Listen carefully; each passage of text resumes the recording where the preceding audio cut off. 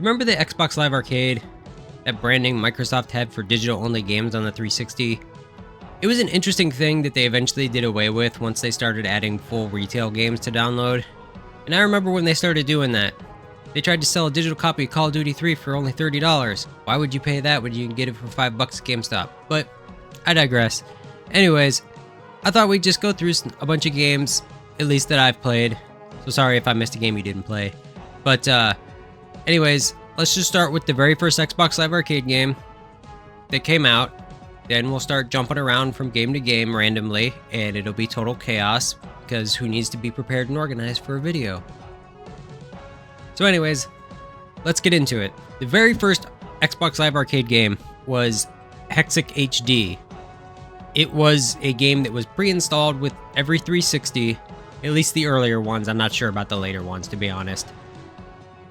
It was a puzzle game where the idea, with a lot of puzzle games like this, the idea is to connect similar color pieces or have them touch, and then they'll just disappear and you'll get more, and you want to try to earn the highest score possible. But with Hexic, if you can get like 6 colored pieces surrounding any random piece, you'll get like this star, and then it allows you to like fully rotate those 6 pieces. And then if you can get a like circle of 6 stars, then you'd get like an obsidian piece, or I forget what it was called, but the idea was to just try to get like as many stars and these black obsidian pieces as you can, because they'll give you bigger points and they allow you to really like be more precise with your movement. And it was just one of those fun and addicting games. It very much was an arcade game. Just pick up, play a couple times, try to get the high score, and then move on. And when they first started uploading games on the 360, they gave you a lot of like literal old arcade games like Pac-Man and Dig Dug and Galaga, just to name a few. Then they eventually started coming out with more like unique titles, like new titles rather than re-releases. There was another game that was probably one of the first big Xbox Live Arcade games. I believe it was also included with, I think, Forza or Project Gotham Racing. I'm not sure which game. Don't quote me. It's one of those. But it was called Geometry Wars. It was once again an arcade type game. It was a like top-down twin stick shooter, and the idea was to just try to shoot as many shapes as possible. You want to stay alive as long as possible and get the highest score. And you'd also you could pick power-ups, and your shots would get faster and like wider, and then you could also pick up bombs that would blow up all the enemies in your area. And it was just an arcade game. Get the highest score. Part of the reason why we only got like arcade games was because Microsoft had a file size limit. But over time, they eventually kept raising the limit until they did away with it. So that's why towards the end of the 360, we got full retail games as opposed to stuff like Pac-Man. But anyways, going back to our actual arcade games, we had one game that I really liked, which was delisted quite early on, and that was Marble Blast Ultra. The best way I could describe it is kind of like Super Monkey Ball, where you just had to navigate this obstacle course and get to the goal. And that was pretty much it. I mean, granted, with Monkey Ball, you have the whole stage will move, and this didn't have that issue. But with this one, there was power-ups, and sometimes there would be like an objective where you have to collect a certain number of items before you get the goal. But it was a fun and simple game. And other games earlier on, we got plenty of like card game and board games. Stuff like Texas Hold'em was an early game. That was always fun. And then eventually we got stuff like Risk and Carcassonne, and I think Catan was on there.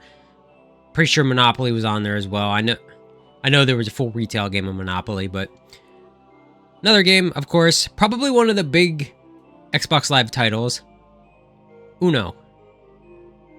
Yes, Uno. I don't need to explain it because it's Uno. That was the thing about Uno, was it was probably one of the first, I think it was the first game that utilized the Xbox Live Vision camera You know, that shitty webcam the 360 had before the Kinect? You know, people sharing dick pics on, on Uno. Oh, that guy, I saw somebody's dick on Uno. And as much as I loved Uno, you know, you can play that on anything nowadays. That wasn't like, and I wasn't like exclusive to the 360 or anything. And I should mention going forward at this point, not all these games are exclusive to the Xbox Live Arcade or the 360. Some of them were multi-platform, some of them were temporary exclusive, but this is just where I remember a lot of these games. On the subject of Uno, there was another game, Uno Rush, which in a way I kind of enjoyed more than normal Uno because it was so much more fast-paced. The idea, it was still Uno, but you'd have to, while it was other players' turns, reorganize your cards, and then when your turn came, you would play like every card that you could until you couldn't play a card. You know, and you'd still play, the thing is, you'd still play the cards like normal, you just see how many cards you can play on your turn. And it was very fun and very fast-paced. Unfortunately, I never heard anybody really talk about it. There are so many games that have huge followings now and are absolute classics that got their start on the Xbox Live Arcade, as well as PS3 and the Wii and whatnot. But, you know, you had games like Castle Crashers, Super Meat Boy, Trials HD, and Trials Evolution. You had games like Shadow Complex, which was just a straight up Metroid game. You had the puzzle platformer known as Braid. You had probably one of the most famous beat-em-ups on that generation, Scott Pilgrim vs. the World, which got delisted because of licensing issues. And, you know, there was also this one game that is actually not that well known called Minecraft. Yes, Minecraft technically was an Xbox Live Arcade game. Minecraft made its debut on the 360 as an arcade game. So it's kind of weird nowadays to think that it was a smaller game back then. But, I mean, it's Minecraft. What else do you want me to say? Some other really interesting and fun games that I liked. 3D Ultra Mini Golf 1 and 2. I love mini golf, but unfortunately there is just not a lot of mini golf games, at least good ones. I mean, there's a ton of like shovelware ones on the Wii, but I always loved 3D Ultra Mini Golf. I thought it was a really good mini golf game. It was simple, fun, the maps were interesting. There was like a shortcut on every map that allowed you to get a hole in one. There were power-ups. It was a good time. Then there was like Assault Heroes, which, if you're familiar with Blaster Master, it's kind of like a top-down version of that rather than a side-scroller. But it's like this twin-stick shooter where you're in this vehicle and you can actually get out of your vehicle and use your person instead. And then there was also another really fun game that I liked called Ilo Milo. It was this weird 3D puzzle game where you controlled these two characters. You'd switch back and forth between them, you know, whenever. And the whole goal was to navigate these puzzles to try and get the two characters to meet up. And then once they meet up, the level's over. I mean, you could have them meet anywhere in the level as long as they touched each other. Then there was a couple of Metroidvania style games, like Insanely Twisted Shadow Planet, which is, you played like this UFO and it was very like artistic and stylized. Then there was Outland, which I never hear anybody talk about. It was from Ubisoft. It is a typical like Metroidvania, but if you've ever played Ikaruga on the GameCube, where you could switch back and forth between the light and the dark, it has that mechanic where it's like blue, I think blue and orange, and you have to swap back and forth. Like only blue could attack the orange and only orange could attack the blue, and you would like be nullified to the color you are, so you wouldn't take damage. And then also, remember the developer that Microsoft bought and eventually I think they shut him down? Twisted Pixel. They made like the 3D puzzle game like the Maw, the 2D platformers like Splosion Man and Missplosion Man, which were absolutely fun. Comic Jumper, which was a 2D action game, like an action beat 'em up game where you played as a superhero called Captain Smiley, and you had this sentient star on your outfit that was kind of an asshole. Look, don't try and think too much. You might hurt yourself. And then you also had all these older games that were actually full games, not just like arcade games. You know, you had like the remasters for Banjo-Kazooie, Banjo-Tooie, and Perfect Dark. We had games like Mortal Kombat that for the first time had online play.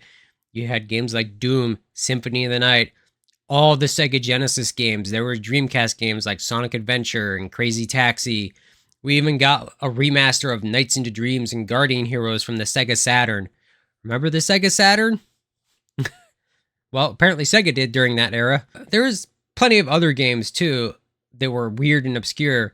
Like Scrap Metal was one that I played where it was kind of like this. It was almost like RC Pro-Am or Micro Machines meets Twisted Metal.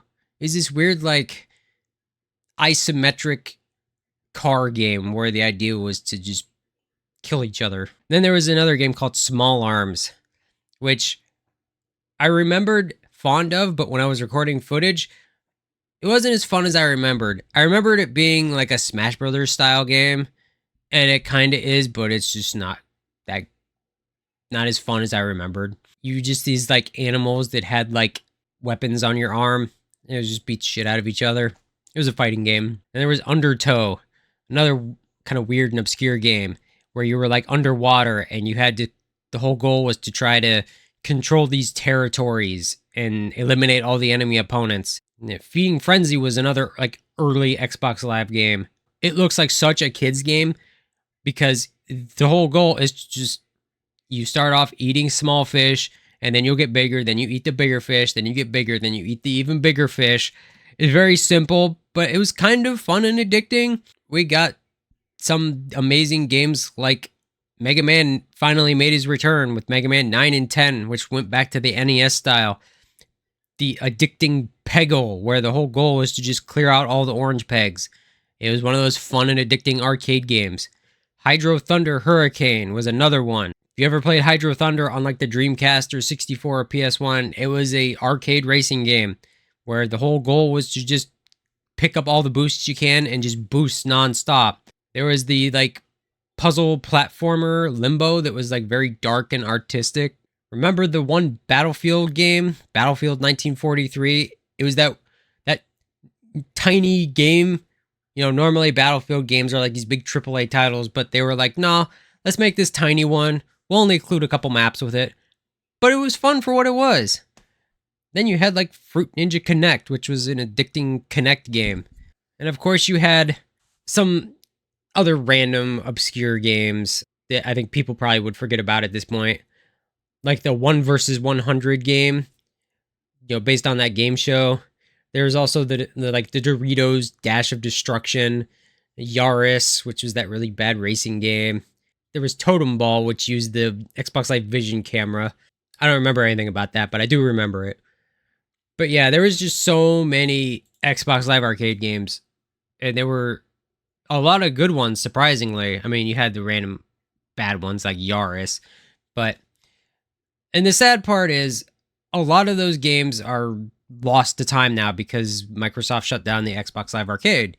Fortunately, some of them, though, did get physical releases, whether it be on the Xbox 360 or other consoles. You know, we have some odd ones. There's this triple pack that has Splosion Man, Limbo, and Trials HD.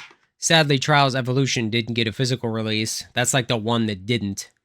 There was this random compilation that had Luminous Live, Geometry Wars 2, and Bomberman Live.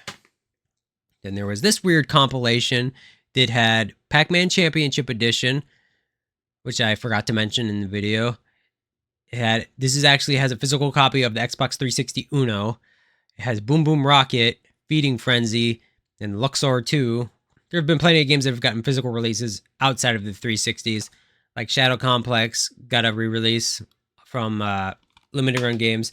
And of course, the Switch got a lot of physical releases, like Super Meat Boy, Missplosion Man, Castle Crashers, the remastered version, Scott Pilgrim vs. the World, Minecraft. But yeah, I am disappointed that some of those games are just gone now. But yeah, I just wanted to reminisce about the Xbox Live Arcade. That was really the only time I was into downloading games. nowadays I'd just buy physical so I can play it whenever I wanted. But if there was any games that you liked on the Xbox Live Arcade that I didn't talk about, let us know in the comments. But thanks for watching, and I will see you next time.